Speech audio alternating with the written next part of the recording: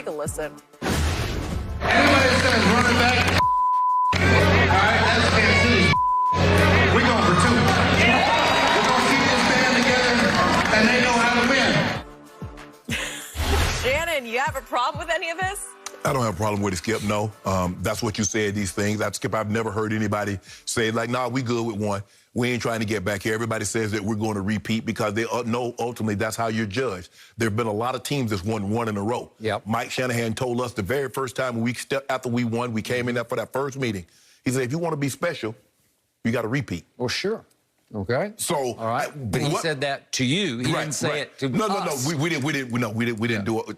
And Skip, if you think about it, you never saw any of that in New England. Yep. They won 1, 2, 3, 4, 5, 6, and they didn't say nothing about no next year. Nothing. So I that's the difference when the expectations, because they got this, there were some expectations, but I don't think anybody expected them to reach the pinnacle so soon. Yep. And so everybody's feeling good. Oh, we bringing everybody back. Skip, and I thought the exact same thing. Man, I'm looking around like, man, if we get Zim to come back, you know, we get this one to come back, you a free agent. He go, it's never going to be the same. Unfortunately for them, all the coaching vacancies look like they're filled, so they're not going to lose Byron Leftwich, or they're not going to lose Todd Bowles. They're not going to lose anybody off their staff, so the staff is going to come back intact. Good point. But they do have some free agencies. They have Shaq Barrett. Somebody's going to throw $100 million at Shaq Barrett. It's going to be hard to walk away considering, Skip, I was an undrafted free agent. And for the first 5 years, 4 or 5 years of my career, I didn't even make $1 million a year. Now, he may got a big payday last year, that franchise tag. But somebody's going to give him an opportunity to have generational wealth.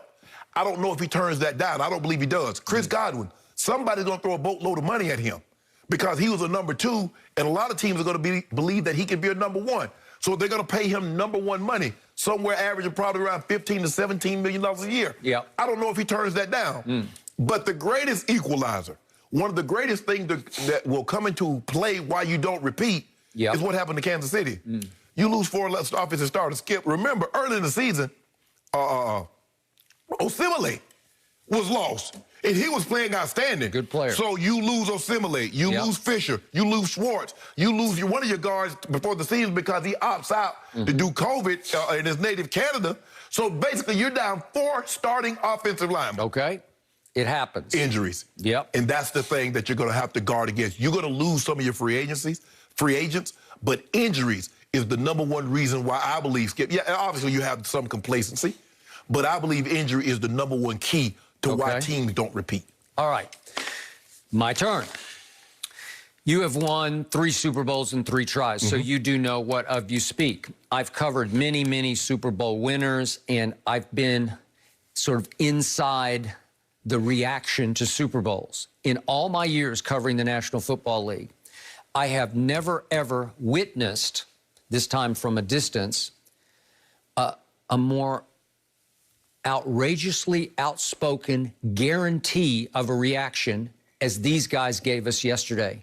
They were guaranteeing they're going to come back and win a second one. I'm sorry, it just took me aback for a while because it went all the way up to the general manager just saying, we're going to effing win this thing again. That's a strong statement from an executive. Yeah. You just don't get them. And remember, I was around those 90s Cowboy Dynasty teams led by Michael Irvin, who can get as full of himself as anybody who ever played the game of football. Well, I never got any of this. No. They broke through a year early because of the Charles Haley trade, so they had the catalyst that got them over the hump past the 49ers. Big upset at Candlestick to get them to a Buffalo team that was overmatched against them in the Super Bowl, and it was a wipeout. I got none of this.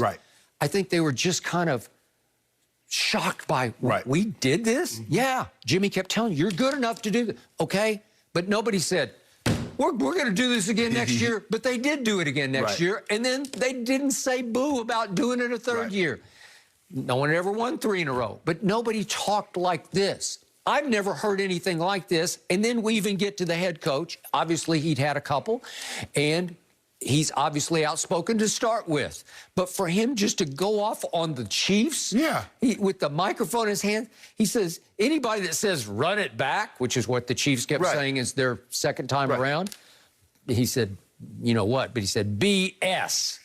That was Kansas City's BS. We're just going for 2. And he acted like it's just a done deal. We're going to do it. We're a band of brothers. We're all coming back. Well, money talks as opposed to the coach speaking. Exactly. But that's what he said. And then of the Chiefs, he said, we physically kicked their ass. Well, they did. Yeah. That was a nasty butt kicking to me because that defense, once it gets cranked, thanks to Todd Well, they Bowles, beat their offense up too. They beat their offense. They beat Kansas. Beat the Bucks. defense. Yes, Bucks offense beat Kansas City's defense. Leonard Fournette just beasted them. Yes. Okay, I got it. The offensive line just stood them up and stood them off. Okay. Yep. So the point is, usually I'd be horrified by this kind of talk, but as I watched it yesterday unfold, it rang true to me. It's like they believe it with all their might. They believe they're coming back and win it again. Are they a little naive? Well, why do they believe it? Because they have the GOAT at quarterback who's playing better than ever, going on 44. So they're thinking, we got that guy. He's a Super Bowl MVP. So that's why you're empowered. You get a little too full of yourself because you're speaking from a position of strength. But, Skip, because they've never been in there, Tom has been in there. They don't know how hard it's going to be. You're about to be. See, this year. Now you got the target and all that. Everybody's Super Bowl. Sure. Everybody measures them by what they do against you. Okay. But the reason I didn't have a problem with it was it didn't ring like false bravado. It didn't come off as fake tough guy talk. It sounded like a bunch of tough guys saying, we're just going to do this again. Oh, well, Skip. You don't think when Kansas City had their parade, they didn't think they were going to run it back? Well, I'm sure they did. It was different, though. The feeling was different. They just had kind of like this supreme confidence, like we're just more gifted than you are. We got Tyreek, we obviously got Kelsey, and we got the best quarterback who ever threw the football. I think the thing is they didn't think they were going to go besieged with the injuries to the offensive line like they got. Well, obviously, and that's the great leveler, and it can happen to this team. Right. But we have seen teams win 2 in a row.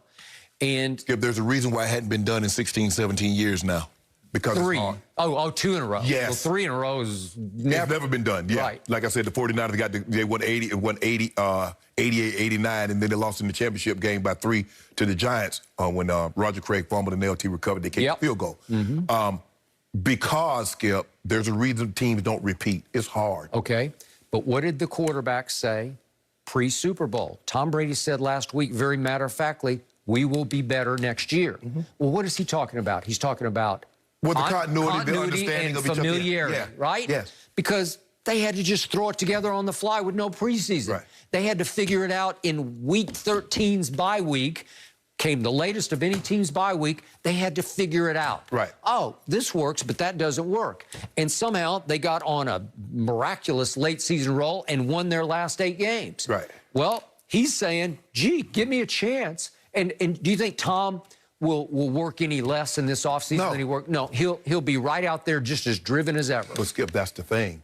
You had COVID and you had their best running back opting out. You had one of their better offensive linemen opting out. You had the offensive line getting besieged by injuries. So that's what I'm talking about. See, you're talking Kansas City, you're talking to Tampa's talking about, okay, we're coming back and everything. We're not going to have any, because they really didn't lose anybody with significant injuries for any length of time. I think Devin White, Skip, he missed the game. He missed the last game, and he missed the last game, or maybe the first game of the playoffs with the COVID protocol. Well, he missed the last game. I think he came back for COVID for protocols. But for the most part, Skip, they missed. I think they had a guard that was out for maybe 2 weeks. No, Alex Kappa, no, he was lost. Marpet was out for a game or 2 also. Marpet was, but Kappa got hurt against Washington in the first playoff game, and he was gone for the rest of the year. But when they're playing with their backup left guard. Right. So when you start Stinney, when you start, you know, your offensive line and you lose a tackle, you lose Tristan Wirfs, who graded the highest. No, he did. Dude graded up all those snaps. He gave up 1 snap the entire season. All right.